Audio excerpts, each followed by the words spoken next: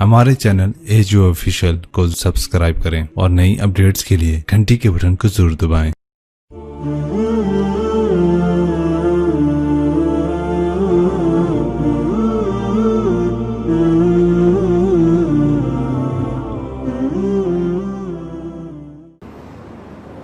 मैं कभी तफसील में इस किस्से को नहीं सुना सका कि मेरे जज्बात मेरे ऊपर गालिब आ जाते हैं, मेरे अल्फाज बिखर जाते हैं, टूट जाते हैं, मेरा बंद टूट जाता है।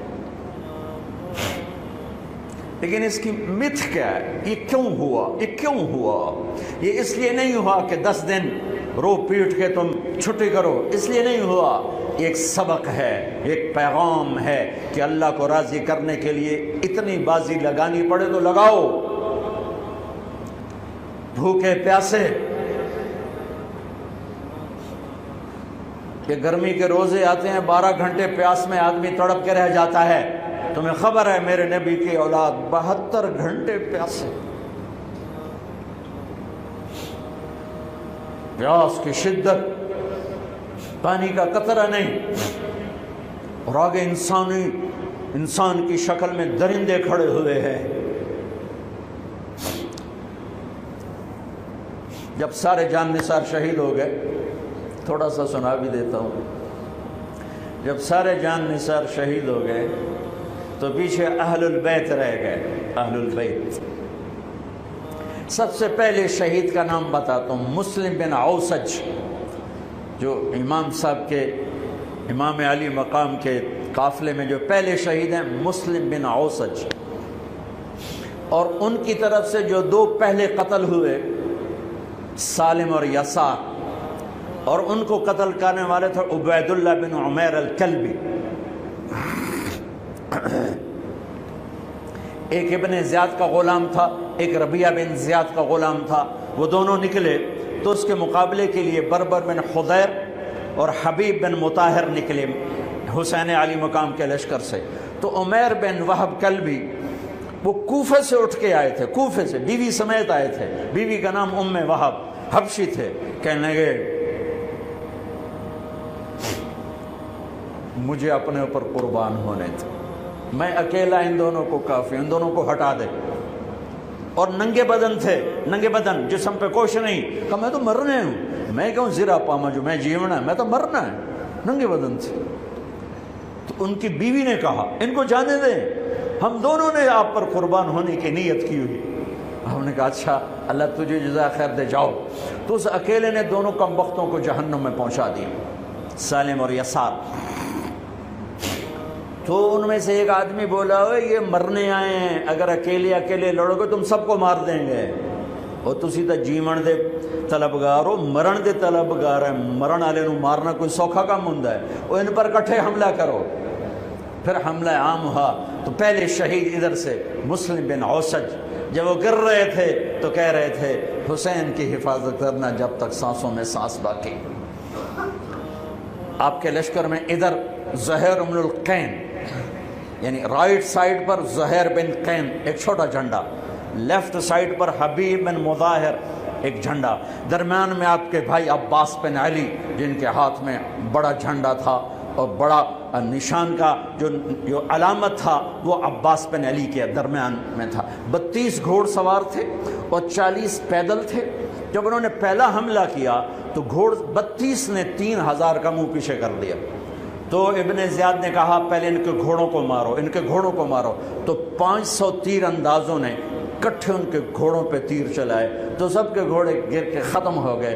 फिर सारी पैदल हो गए, तो फिर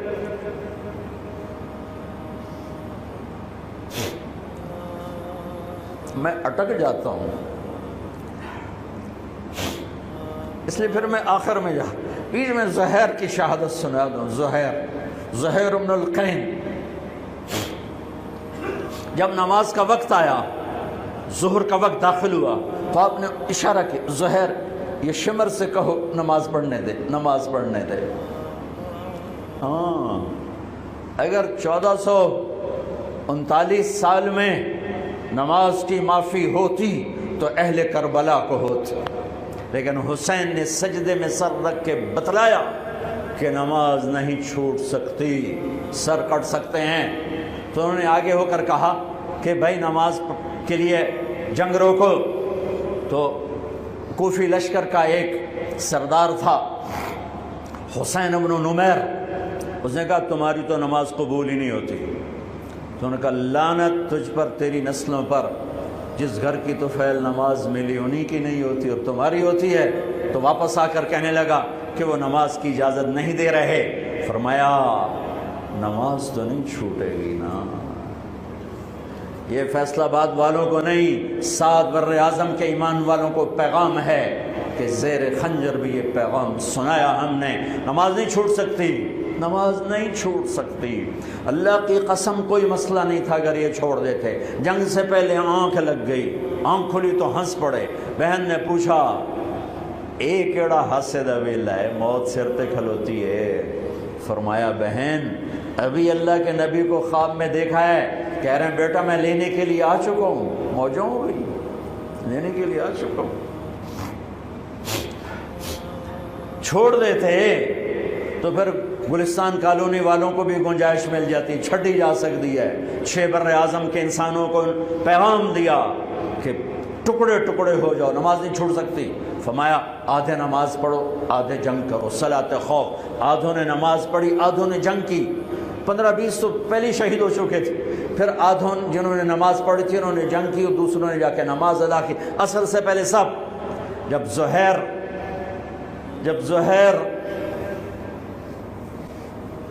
گرنے لگے تو انہوں نے حضرت حسین کے کندھے پر یوں ہاتھ مارا، گرتے گرتے اقبل ہدیت ہادیا مہدیا اليوم تلقى جدك النبي حسنا والمرتضى عليا والشهيد الجعفر الكمية وأسد الله المحيا.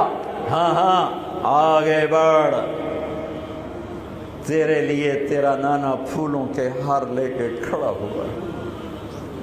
آگے بڑھ، آج تیری ملاقات کا دن ہے. آج تو اپنے بھائی حسن سے ملے گا، باپ علی سے ملے گا، چچا جعفر سے ملے گا، اسد اللہ حمزہ سے آج تیری ملاقات ہے. ان اشعار کے ساتھ آپ نے جان اپنے اللہ کو سپرد فرمائی. جب سارے جان نثار ختم ہو گئے اب اہل البیت کی باری آئی. تو سب سے پہلے آپ کے بیٹے علی الاکبر نے تلوار اٹھائی. ابا جان آپ سے پہلے مرنا چاہتا ہوں، آپ کو مرتا نہیں دیکھ سکتا، آپ سے پہلے مرنا چاہتا ہوں، مجھے اجازت دیجیے. ہم نے کہا بڑھو اللہ کے نام پر، جا ملو اپنے اجداد کے ساتھ. تو بڑے حسین تھے علی الاکبر، جس طرف گئے وہ آگے آگے، کوفی آگے آگے، یہ پیچھے پیچھے. تو 1 اور 3,000 کیا مقابلہ تھا. آخر خاک و خون میں لوٹائے گئے، تڑپ کے گرے. تو پھر حسن کے بیٹے قاسم کا چچا، میں نہیں جانا، اس قافلے میں، اس حسینی قافلے میں اہل البیت وہ 17 قتل ہوئے. ان میں سب سے حسین قاسم تھے، قاسم بن حسن. قاسم بن حسن جب ان پر تلوار کا وار پڑا تو ان کا ہاتھ کٹا اور نیچے گرے تو انہوں نے کہا یا اماں، ہائے چچا. تو حضرت حسین زخموں سے چور ہو چکے تھے، لیکن جس سے بجھتی شمع بھڑکتی ہے، اب زخمی شیر کی طرح لپکے اور کائی کی طرح مجمع کو چیرا. جب وہاں پہنچے تو وہ ایڑیاں رگڑ رہے تھے اور خاک و خون میں لت پت تھے. تو اٹھا کے سینے سے لگایا، ان کی آخری ہچکیاں ان کے سینے پہ ختم ہوئیں. کہنے لگے بھتیجے آج تیرا چچا بڑا بے بس، آج وہ تیری مدد کو نہیں آ سکتا، لیکن ایک دن آنے والا ہے جب تیرے نانے کی عدالت میں فیصلہ ہوگا. پھر ان کی لاش کو اٹھایا.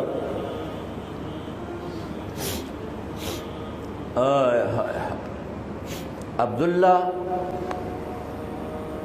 بن حسن، ابو بکر بن حسن، قاسم بن حسن، علی بن حسین لاشیں پڑے ہوئے ہیں،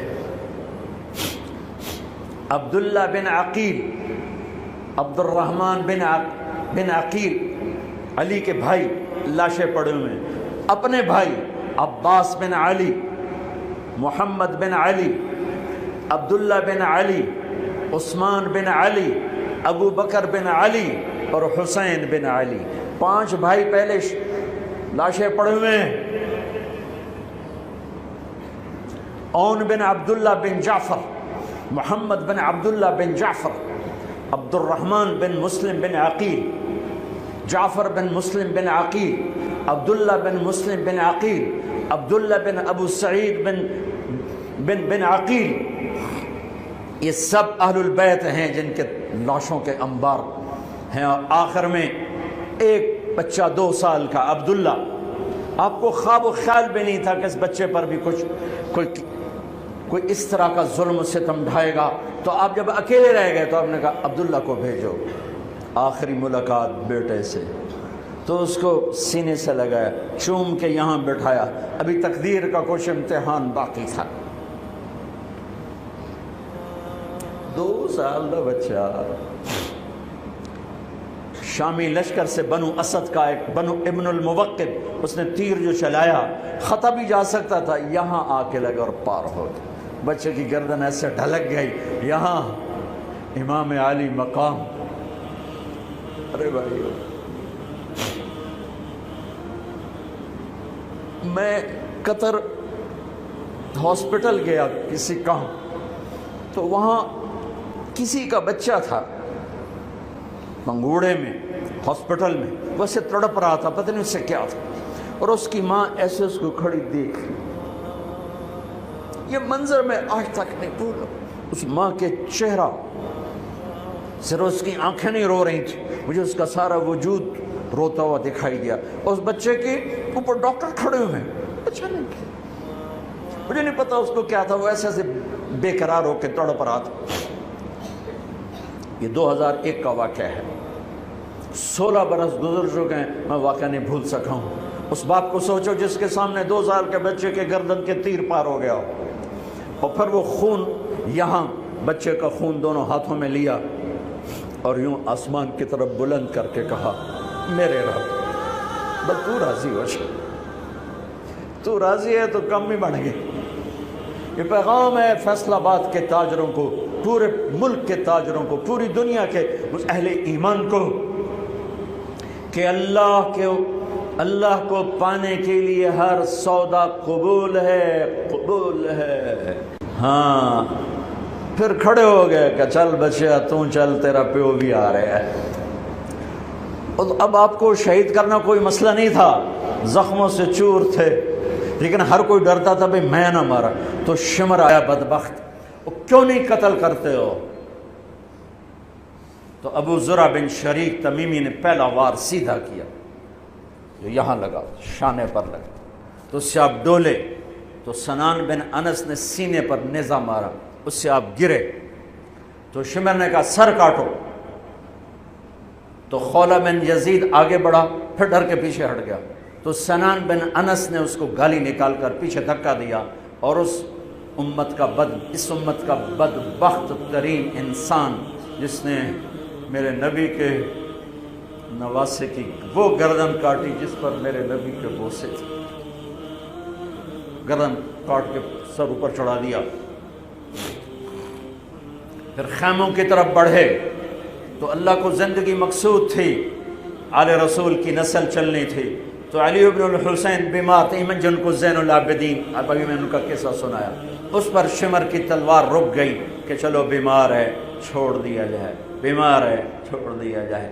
تو خواتین، بچے، حضرت علی کی بیٹیاں فاطمہ بنت علی، زینب بنت علی، حضرت حسین کی بیٹی سکینہ بنت حسین، اور آپ کی بیگم رباب، آپ کو بیویوں میں سب سے محبوب بیوی تھی رباب۔ آپ فرمایا کرتے تھے جب رباب میکے چلی جاتی ہے تو میری تو نیند ہی اڑ جاتی ہے، اتنا ان سے پیار تھا، وہ بھی ساتھ تھی۔ ان سب کو ان کے کانوں کی بالیاں کھینچ کے اتار دی گئی۔ پھر ابن سعد نے کہا 10 گھوڑ سوار آؤ، انہیں حسین کے جسم پہ گھوڑے دوڑا دیے، ادھر سے ادھر سے ادھر سے۔ جب قافلے کو گھسیٹ کے باہر لائے، لے جانے لگے تو حضرت زینب نے دیکھا 72 سر نیزوں پہ چڑھے ہوئے تھے۔ سب سے معصوم سر عبداللہ بن حسین، وہ بھی نیزے پہ چڑھا ہوا تھا۔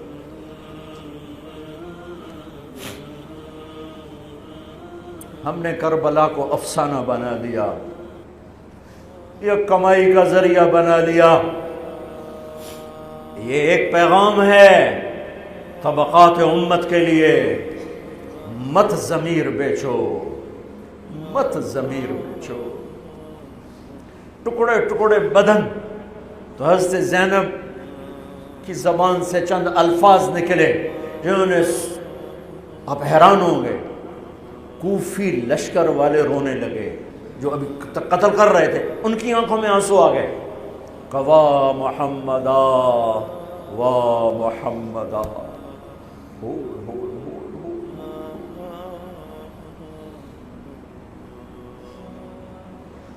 اے محمد مصطفیٰ، اے محمد مصطفیٰ، ھذا حسین بالعراء مزمل الدماء مقطع الاعضاء، وا محمدا وا محمدا، اے محمد مصطفیٰ، اے محمد مصطفیٰ، بناتک السبایا ذریتک مقتلہ تصفی علیہا الریاح۔ آج حسین کی بارات ہے محمد مصطفیٰ، آج تیرے نواسے کی بارات ہے، آج اس نے اپنی بوٹیوں کا ہار گلے میں ڈالا ہے، اپنے خون کے قطروں سے بنا ہوا لباس پہنا ہے، آج وہ سرخ جوڑے میں بڑا حسین نظر آ رہا، آج وہ سرخ جوڑے میں بہت پیارا لگ رہا، اس کا جسم بکھرا ہوا ہے، اس کی بوٹیاں بکھر گئیں، اس کے بدن کے ٹکڑے ٹکڑے ہو گئے، آج اس کا لاشا پڑا ہے۔ یا ہے محمد مصطفیٰ، آج آپ کی بیٹیاں قید میں ہیں، آپ کی اولاد ذبح ہو چکی ہے، ان پر کفن ڈالنے کی اجازت نہیں دی تھی ان بدبختوں نے، تو تصفی علیہ الریاح، کوفے والوں نے کفن بھی نہیں دینے دیا، تو ہم ہوا نے مٹی اڑا کر آپ کی اولاد کو مٹی کا کفن پہنا دیا ہے۔ ہاں، یہ کٹا ہوا سر پھر صرف حسین کا ابن زیاد کے سامنے پیش کیا گیا، تو اس نے منہ پہ چھڑی ماری، پھر چھڑی ماری، پھر کہنے لگا میں نے ایسا حسن نہیں دیکھا کہ مر کے بھی چہرہ مسکراتا چمکتا ہو۔ تو حضرت انس نے کھڑے ہو کر کہا او ظالم، یہ چھڑی یہاں سے ہٹا، نہ کر، میں نے ان ہونٹوں پہ اللہ کے نبی کے ہونٹوں کو لگتے دیکھا ہوا ہے، نہ کر۔ کہنے لگا تو بوڑھا نہ ہوتا تو میں تیری گردن اڑا دیتا، تیری عقل خراب ہو گئی ہے، تو میں میری نہیں، تیری عقل بگڑی ہے، آنے والے دن تو دیکھے گا تیرے ساتھ کیا ہوگا۔ پھر یہی سر یزید کے سامنے رکھا گیا، اس نے منہ پہ چھڑی ماری، تو زید ابن ارقم کھڑے ہو گئے، کہنے گے نہ کر، میں نے ان ہونٹوں پہ نبی کے ہونٹوں کو لگتے دیکھا ہوا۔ میرے بھائیو، نماز کا وقت قریب ہو گیا، بلکہ میں نے زیادہ وقت لے لیا ہے، میں کسی کی تفصیل تو زندگی بھر کبھی نہیں سنا سکا، اشارے کر دیتا ہوں، پڑھو اس کو، پڑھو، خود پڑھو، پیغام لو، پیغام لو۔ ہے ظلم کا ساتھ نہیں دیا، جھوٹ کا ساتھ نہیں دیا، ذبح ہو گئے نسل سمیت، بچوں سمیت، پوری دنیا کے تجار کو پیغام ہے، جھوٹ سے بچ، خیانت سے بچ، سارے دفتر والوں کو پیغام ہے، رشوت سے بچو، رشوت سے بچو، ظلم و ستم ڈھانے سے بچو، ساری دنیا کے، میرے ملک کا ایک ایک طبقہ ضمیر بیچ کے سویا ہوا ہے، جہاں انصاف دینے والے بک جائیں، جہاں جج کے قلم کی قیمت لگے، جہاں جس دیس کے جج کو خریدا جا سکتا، جس کے قلم کو خریدا جا سکے، جس دیس کے وکیل کو خریدا جا سکے، جس دیس میں جھوٹے مقدموں کی بھرمار ہو، جس دیس کا ڈاکٹر مریض کو مریض نہ سمجھے، گاہک سمجھے، اور مرتے کی کھال اتارے، مرتے ہوئے کی کھال اتارے، جس دیس کا وکیل خود ایک مافیا گروپ بن چکا ہو، جس دیس کا، میں وکیلوں کا رونا کیا روں، میں ججوں کا رونا کیا روں، میرے دیس کا تو ریڑھی والا بھی ظالم ہے، مزدور بھی ظالم ہے، غریب بھی ظالم ہے، مالدار بھی ظالم ہے، ظلم کے اندھیروں میں دیس ڈوبا ہوا ہے۔ میرے بھائیو، ہمارا نیا سال شروع ہو چکا ہے، اور ہم توبہ کریں اللہ کی بارگاہ میں۔ میرے بھائیو، میں بہت دہراتا ہوں اس بات کو، جس فرد میں، جس قوم میں، جس دیس میں، جس خاندان میں، جس معاشرے میں ظلم ہوگا، جھوٹ ہوگا، دھوکہ ہوگا، وہ تباہ ہو جائیں گے، چاہے مسلمان ہیں چاہے کافر ہیں۔ جس دیس میں، جس قوم میں، جس ملک میں، جس معاشرے میں، جس فرد میں سچائی ہوگی، انصاف ہوگا، دیانتداری ہوگی، اللہ ان کی حفاظت کرے گا، عزت دے گا، چاہے مسلمان ہیں چاہے کافر ہیں۔ دنیا کی عزت ضرور ملے گی، کفر کے ساتھ ملے گی، کہ سچائی، دیانتداری، عدل و انصاف پر اللہ سایہ کر دیتا ہے، چاہے کفر ہے چاہے اسلام ہے، موت تک۔ کافر ہے تو موت تک، موت کے بعد ایمان کا فیصلہ ہے، لیکن اگر ایمان ہے تو یہ جہان بھی بن گیا، وہ جہان بھی بن گیا۔ یہی فیصلہ بات کی بات ہے۔ میں صبح نکلا، سیر کر کے واپس آ رہا تھا، مجھے دور سے ایک ریڑھی والا نظر آیا، سفید داڑھی، پگڑی، تو مجھے بڑا اچھا لگا کہ عام طور پہ ریڑھی والوں کا یہ حلیہ نہیں ہوتا ہے، تو لہٰذا دور سے میری نظروں میں جچ گیا۔ جب میں قریب سے گزرا تو میں نے پھر اس کو ایسے دیکھا، تو میں نے دیکھا وہ رو رہا تھا، ایسے خاموش آنسو، ساز خاموش ہیں فریاد سے معمور ہیں ہم، اور ایک ہاتھ ریڑھی پر تھا، ایک ہاتھ پیٹی پر تھا، جو کوئی پیٹی لایا تھا، اور ایسے رو رہا تھا، ایسے رو رہا تھا۔ تو میں رک گیا، میں نے کہا بزرگو خیریت تو ہے، آپ کیوں رو رہے ہیں؟ تو اس نے مجھے کوئی جواب نہیں دیا، اس نے پیٹی ایسے اٹھا دی میرے آگے، تو وہ پیٹی سیب کی تھی، اس کے اوپر سیب ٹھیک تھے، نیچے سارے گلے ہوئے سیب تھے، تو سارے سیب ایسے بکھر گئے۔ یہ پیٹی میں سیب بھرنے والا نہ تو وکیل ہے، نہ تو ڈاکٹر ہے، نہ تو بھوانے بازار کا تاجر ہے، نہ وہ سیشن کورٹ کا جج ہے، نہ وہ کوئی ڈی سی او ہے، نہ وہ کوئی تحصیلدار ہے، وہ مزدور ہے، غریب آدمی ہے۔ غریب کا ظلم بتا رہا ہوں۔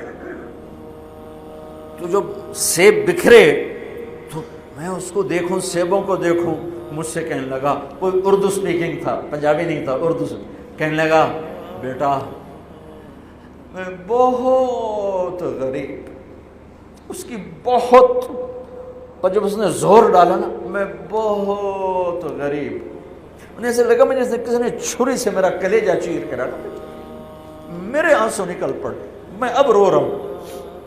اس واقعے کو 30 سال گزر چکے۔ بیٹا میں بہت غریب ہوں، صبح منڈی جاتا ہوں، ایک پیٹی لاتا ہوں، شام تک بک جاتی ہے، بچوں کے لیے تازہ آٹا لے کے جاتا ہوں، آج کسی نے میرے بچوں کی روٹی مجھ سے چھین، آج کسی نے میرے بچوں کی روٹی مجھ سے چھین۔ اسی سیب کی پیٹی کو اب اوپر تک لے جاؤ کہ لوگ جانوں سے کھیل رہے ہیں، اپنی عزت اقتدار جھوٹی عزتوں کے لیے عزتوں سے کھیل رہے ہیں، جانوں سے کھیل رہے ہیں، حقوق سے کھیل رہے ہیں۔ یہاں ایسے ضمیر بکتے ہیں جیسے بھیڑ بکریاں بکتے، یہاں ایسے زبان کے بول بکتے، اے نہیں کسائیاں کول جاؤ تو بچ سری دے وے زبان بھی آیا تو سر بھی آیا، یہاں ایسے دماغ بکتے ہیں جیسے بکرے کی سری بکتی ہے، ایسی زبانیں بکتی ہیں جیسے بکرے کی زبان بکتی ہے، ایسے ضمیر کے سودے ہوتے ہیں جیسے بھیڑ بکریوں کے سودے ہوتے ہیں۔ اور میری جیب خالی تھی، میرے پاس کچھ بھی نہیں تھا، جو میں تو ایسے صبح نکلا تھا، مجھے اتنا صدمہ ہو کہ ہے کہ میری جیب اتنے پیسے تو ہوں دیتے بابے دی پیٹی جو کہ پیسے تو انہوں نے دے ہی دینا۔ آج تک مجھے یہ دکھ رلاتا ہے۔ پھیلا دو سارے پنجاب سے، وہ کراچی سے لے کر خپلو تک، گلگت تک، سب کچھ یہی ہو رہا ہے۔ روتے ہیں حسین کو، کھڑے ہوئے ہیں یزید کے ساتھ، روتے ہیں آل رسول کو، کھڑے ہوئے ہیں شمر کے ساتھ، ابن زیاد کے ساتھ۔ ان مگر مچھ کے آنسوؤں کی میرے رب کی بارگاہ میں کیا قیمت ہے؟ میرا معاشرہ ظلم و ستم میں ڈوب چکا ہے۔ کہتے کہتے کہتے کہتے عمر بیت گئی۔ بھائیو جتنے بیٹھے ہو اتنے تو توبہ کریں ہم، کہ آؤ بھائی آج ہم اپنے اللہ کو راضی کرنا، اپنی زندگی کی منزل بنائیں، اپنی زندگی کا مقصد بنائیں۔ ظلم سے نکلو، جھوٹ سے نکلو، بہتان سے نکلو، رشوت سے نکلو، حرام سے نکلو، شراب سے نکلو، زنا سے نکلو، بدکاری سے نکلو، فحاشی سے نکلو، جوئے سے نکلو، جھوٹے مقدموں سے نکلو، جھوٹی گواہیوں سے نکلو۔ قتیبہ بن بکار کی مجلس میں مصر کا بادشاہ واز سنتا تھا، 18 برس آتا رہا، 18 برس، اور ہر سال 1000 دینار، 1000 دینار ان کو گفٹ کرتا تھا، 1000 دینار، کوئی 10 کروڑ روپیہ بنتا ہے، 1000 دینار۔ 18 سال کے بعد ایک فتوے پہ دستخط مانگے کہ یہاں سائن کر دیں، فتویٰ غلط تھا۔ انہوں نے کہا مولوی نو 18,000 دینار دیتے کیوں نہیں کرے گا؟ انہوں نے فرمایا یہ تو شرعاً خلاف ہے، میں کیسے دستخط کروں؟ وہ کہنے لگا کرنے پڑیں گے۔ کہا میرا ضمیر نہیں تم ایسے خرید سکتے، میں نہیں کروں گا۔ کہنے لگا میرے 18,000 دینار واپس کر۔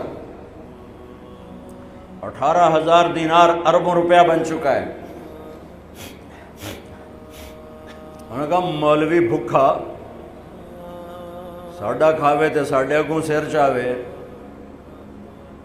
کہنے گے ٹھیک ہے، گھر گئے، 18 تھیلیاں 1000 دینار کی، ان کے رسی بھی گرا بھی نہیں کھولی تھی، گرا پہ سرکاری مہر ہوتی ہے، وہ مہر بھی نہیں ٹوٹی ہوئی تھی، جیسی تھی ویسی لا کر اس کے سامنے رکھ کے کہا تو میرے ایمان دا مول اتنا ہی لایا ہی اے 18,000، نکل جا میری مجلس سے جو کم وقت، تو نے مجھے 18,000 میں خریدنا چاہا، تو نے میرے ایمان کی قیمت یہ لگائی تھی۔ جیسے وہ پڑا تھا اس کے منہ پہ مار دیا۔ بھائیو ایسا اللہ سے ایمان مانگو، ضمیر مانگو جو اللہ پہ تو قربان ہو، لیکن ان سکوں پر نہ بک جائے، ان ٹھیکروں پر نہ بک جائے۔ نیت کرتے ہو سارے؟ توبہ کرتے ہو میرے ساتھ؟ کہو یا اللہ میری توبہ، پھر کہو یا اللہ میری توبہ، پھر کہو یا اللہ میری توبہ۔ پکی ہے تو اللہ کے ہاں قبول ہے، چونکہ میرے رب کو توبہ جیسے پسند ہے۔ سبحان اللہ۔ اور میری تمہاری تو عمر ہی کوئی نہیں ہے۔ میرا رب کہتا ہے میرا بندہ اتنے گناہ کر کہ زمین سے اٹھا کر آسمان کی چھت کو لگا دے، یہاں سے اٹھا کر آسمان کی چھت کو لگا دے، پھر صرف ایک دفعہ کہنا یا اللہ معاف کر دو، میں ساری معاف کر دوں۔ ہمارے گناہوں کی تو حیثیت ہی کوئی۔ میں نے مینچسٹر میں بیان کیا، آخر میں ایسے توبہ کروائی تو ایک نوجوان آ گیا، لاہور کا تھا، کہا جی مولانا صاحب یہ گناہ معاف ہو گئے سارے؟ میں نے کہا ہاں۔ یہ توبہ پہ ہو گئے؟ واقعی ہو گئے؟ میں نے کہا بالکل۔ جی میں نے بہت گناہ کیے ہیں، سارے معاف ہو گئے؟ میں نے کہا بالکل ہو۔ جی میں نے بہت کیے ہیں۔ میں نے کہا بیٹا تیری تو عمر ہی کوئی نہیں، تو نے کتنے کیے ہوں گے؟ تو رب کی رحمت کو جانتا نہیں۔ ہمارے بر صغیر کا معاملہ ڈراتے زیادہ ہیں، اتنا اللہ سے ڈرایا کہ اللہ سے جدائی کر دی، اللہ سے ہی بھگا دی۔ ایک دفعہ ایک آدمی کہنے لگا تسی مولویاں ساڈے کولو ساڈا رب بھی کھو لیا، بہت مالدار آدمی تھا، تسی مولویاں ساڈے کولو ساڈا رب بھی کھو لیا، تسی سانو رب کولو اتنا ڈرایا ہے کہ اسی ہن نے پتہ نہیں ساڈے نال اس کرنا کی۔ میں نے کہا یار میں تو نہیں ڈرا، تمہیں تو خوشخبری دو بھئی اللہ کے پاس آ جاؤ، اللہ کے پاس آ جاؤ، نہ کہیں جہاں میں امان ملی، جو امان ملی تو کہاں ملی، میرے جرم خانہ خراب کو تیرے عفو بندہ نواز۔ اور کوئی راستہ ہے؟ اللہ کو مناؤ، ایک بول پہ مانتا ہے، ایک بول پہ مانتا ہے، ایک آنسو پہ مانتا ہے، پھر ٹوٹ جائے پھر کر لینا، پھر ٹوٹ جائے پھر کر لینا۔ اور یہ تبلیغ کا کام، اس کو سیکھنے کی محنت ہے، اللہ ہمت دے تو ٹائم لگانا۔ نیا سال شروع ہو رہا ہے، کسی سے لڑے ہوئے ہو صلح کرو، کسی کا حق مار کے بیٹھے ہو واپس کر دو، نہیں کرنے کی طاقت تو جا کے معافی مانگ لو کہ جب ہوگا میں دے دوں گا، جب ہوگا میں دے دوں گا۔ کسی کے ساتھ بغض ہے دل کو صاف کرو، کسی کا نفرت ہے دل کو صاف کرو، کسی سے بائیکاٹ کیا ہوا ہے ابھی جا کے اس سے مل لو، اس سے ملاقات کر لو اور اس سے سینے سے لگا لو کہ نیا سال اس طرح شروع ہو کہ ہمارا دل پوری دنیا کے لوگوں سے صاف ہو۔ تو اللہ تعالیٰ بھی ہمارے گناہوں کو صاف فرمائے گا، معاف فرمائے گا۔ اللہ تعالیٰ ہمیں اور آپ کو عمل کی توفیق بخشے۔ جتنا مجمع آئے ہو، اگر نماز میں سستی ہے تو بھائی آج کے بعد نماز نہیں چھوڑ، ٹھیک ہے نا؟ اور ایک جھوٹ نہیں بولنا، سچ بولنا ہے، ٹھیک ہے؟ کسی کو دھوکہ نہیں دینا، دیانتداری سے کام کرنا ہے۔ یہ چند کام کرنے کے کام بن جائے گا، سنتیں ادا کرو۔